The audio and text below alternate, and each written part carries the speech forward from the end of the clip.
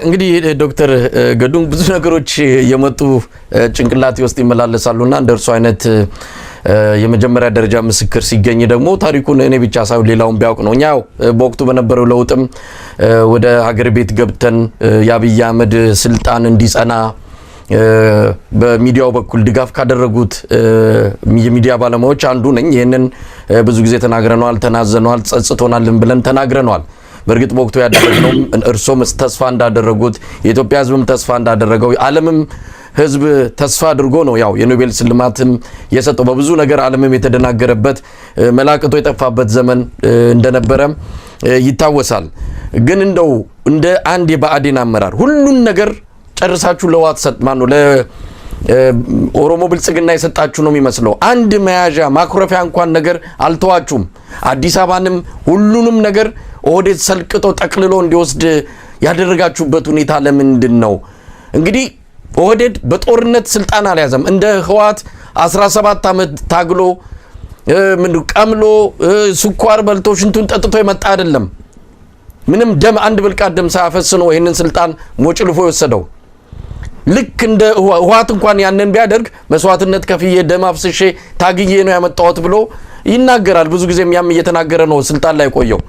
ኦህዴድ ግን እንደዛ የሚልበት ምንም አይነት መስዋዕትነት አልከፈለም። ስለዚህ እናንተ ሁሉን ነገር አጣችሁ ለኦህዴድ አስረክባችሁ ከላይ እስከታች ሁሉንም የተቆጣጠሩበት ምክንያቱ ምንድነው? አንድ ማክሮፊያ ነገር እንኳን አለማያዛችሁ ለምንድን ነው ብላችሁ ታስባላችሁ? እንግዲህ በመተማመን ላይ የተመሰረተ አገር የመለወጥ እንቅስቃሴ እናካሄዳለን ብለን ነው ተስፋ አድርገን የነበረው። በለውጡ አብረን የተሰለፍነው ማለት ነው። ከዚህ ማን ነው ያፈነገጠው? ብአዴን ነው ያፈነገጠው ወይስ የጠቅላይ ሚኒስትርነትን እድል ያገኘው ኃይል ነው በህዝብ ላይ በደል መፈጸም ወደ መፈጸም የተሸጋገረው የሚለውን ነገር ስንመለከተው የሀገሪቱ ተቋሞች እኮ አሉ። መቼም የጠቅላይ ሚኒስትር ቦታ አንድ ወንበር ነው። ፓርላማው አለ፣ የፌዴሬሽን ምክር ቤት አለ፣ የክልል መስተዳድሮቹ አሉ። እነዚህ ሁሉ ተቃና የፓርቲ መዋቅር አለ። በእነዚህ ሁሉ ቦታዎች አብይ አህመድ ምንድን ነው ያደረገው? የእነዚህ ተቋሞቹ ፋንክሽን እንዳያደርጉ ሁኔታዎቹን የነበረውን ስልጣን ተጠቅሞ ወደዛ አይነት እንትን ወሰደ። ይህን ሰው ወደ ስልጣን ማምጣቱ ላይ የተፈጠረው ችግር ያኔ ጥንቃቄ አለማድረጋችን አንድ ጊዜ ወደ ስልጣን ካወጣ ነው በኋላ ትልቁን መሳሪያ በእጁ ካስገባ በኋላ የመቆጣጠሪያ ሚኒስትሮች ሁሉንም በእሱ በሚፈልገው መንገድ እንዲሄዱ እየተዳከሙ እንዲሄዱ አደረገ። የነበሩት ተቋሞች እየተዳከሙ በሚሄዱበት ጊዜ የግለሰብ አምባገነንነት እየተፈጠረ ሄደ። ተቋሞች ከተዳከሙ መሳይ እያንዳንዳችን ምንድን ነው የሆነው? ግለሰቦች ነው የሆነው። አቅም የነበረን መቼ ነው? በጋራ በምንሆንበት በቲም በምንሰራበት ጊዜ ነው። አብይ አህመድ መጀመሪያ አታክ ያደረገው ጥቃት የሰነዘረበት የቡድን ወይም ደግሞ ይሄ ቲምወርክ የሚባለውን ነው የመታው። የቲምወርክ እንዳይኖር ሲያደርገው እያንዳንዱን ሰው ግለሰብ አደረገው። ግለሰብ ማድረጉ ብቻ አይደለም፣ እርስ በርስ እንዳይተማመናል። አለመተማመን ብቻ አይደለም። አሁን በአማራ ፖለቲካ ውስጥ እንደምታየው የጎንዮሽ መናቆር፣ አንዱን መክሰስ እስከ መጠፋፋት የሚደርስ የተዛባ መጥፎ በድርጅታችን ውስጥ እያደገ ሄደ። ምን ማለት ነው ይሄ? ከጊዜ ወደ ጊዜ የቲምወርክ እየተዳከመ ሲሄድ አቅም ነው የሚጠፋው። አቅም እየተዳከመ ሲሄድ በተናጠል ሆነ በእያንዳንዱ ሰው እንደ ተናጠል በምትቆምበት ጊዜ የነበረህን ቀድሞ የነበረውን አቅም እያጣህ የምትሄድበት ሁኔታ ነው። በዚህ መንገድ ጠቅላይ ሚኒስትር አብይ የፈለገውን ነገር ለማድረግ የሚያስችለውን እድል አገኘ። እንግዲህ ሁለት ምርጫ ነበረ ማለት ነው። ይሄ ሲሆን አንዳንዱ ይህንኑ አምኖ በዛው መቀጠል፣ ሌላው ደግሞ ይሄን አልቀበልም ያለ ትቶ መውጣት። እነዚህ ብቻ ሁለት አማራጮች ናቸው። ያመነ አሁንም ቀጠለ፣ ያላመነ ደግሞ ወጣ ከሲስተም። በዚህ መንገድ ነው የተፈጸመው። ሁለተኛ ይሄ ሁኔታ በመፈጠሩ ነው ሁሉንም ነገር የመቆጣጠር አባዜ እያደገ በመሄዱ ምክንያት አሁን እንደምታየው ኢትዮጵያ ለብዙ አይነት ቀውስ እንድትዳረግ የሆነበት ሁኔታ ተፈጠረ። ስለዚህ በመተማመን መንፈስ የጋራ ሀገር ለመገንባት የተሰለፍን ሰዎች የተወሰነው ስልጣኑን ያገኘው ኃይል እድሉን ተጠቅሞ ጥፋት ቢፈጽም ዋነኛው ተጠያቂ ያንን ጥፋቱን እየፈጸመው ያለው ኃይል ነው። መከሰስም ያለበት መጠየቅም ያለበት ኃይል ነው። ኢኳሊ ይሄንን ሰው ወደ ስልጣን እንዲመጣ ያደረገው ኃይልም የጥፋት ኃይል ወደ ስልጣን እንዲመጣ ያደረገ ኃይልም ተጠያቂ ነው። ለዛ ነው እኔ ከዚህ ሰው ጋር የቆየሁባቸው ዓመታት እማዝንባቸው እማፍርባቸው እማዝንበትም እማፍርበትም ነው ብዬ በግሌ ማፈሬና ማዘኔ ብቻ ሳይሆን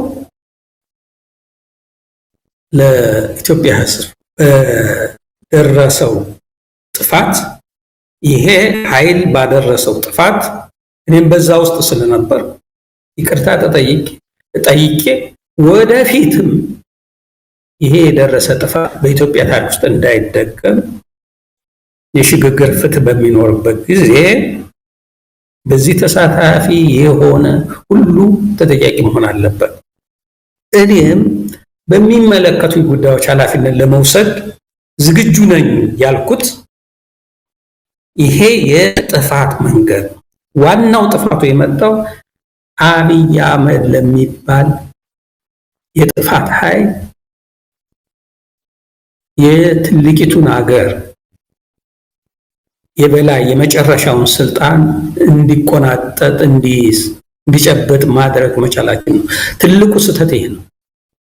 በወቅቱ መስሎን ነበር፣ ነገር ግን ማጤን ነበረብን። ነገሮቹን በሰከነ ሁኔታ መመልከት ነበረብን። መሳይ የስሜት ፖለቲካ ምን ያህል ፖፑሊስት የሆነ የህዝበኝነት ፖለቲካ፣ የሆይ ሆይ ፖለቲካ ዳር እስከ ዳር እኛም ህብረተሰቡ ሆይ ሆይ ብለን አጨብጭበን አንድ ራሳችንን በየተራና በጅምላ ለሚያጠፋን ኃይል ስልጣን ሰጠን። ስልጣን መስጠት ብቻ አይደለም፣ ጥፋቱን እንዲፈጽም ሁኔታዎቹን ሁሉ አመቻቸንልን። ያ የጥፋት መንገድ ነው መሳይ፣ ያ የጥፋት መንገድ ነው። እሱን ነው አድርጌ ደጋግሜ ለማንሳት እየሞከርኩ ያለው።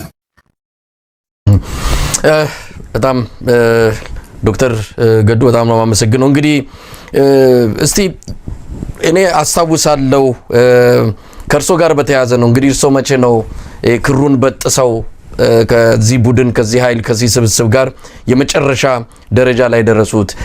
እንግዲህ ትልልቅ ስልጣኖች ላይ ነበሩ። የውጭ ጉዳይ ሚኒስትር ነበሩ፣ ከፍተኛ ስልጣን ነው። ከዛም የብሔራዊ ደህንነት አማካሪ ሆነዋል።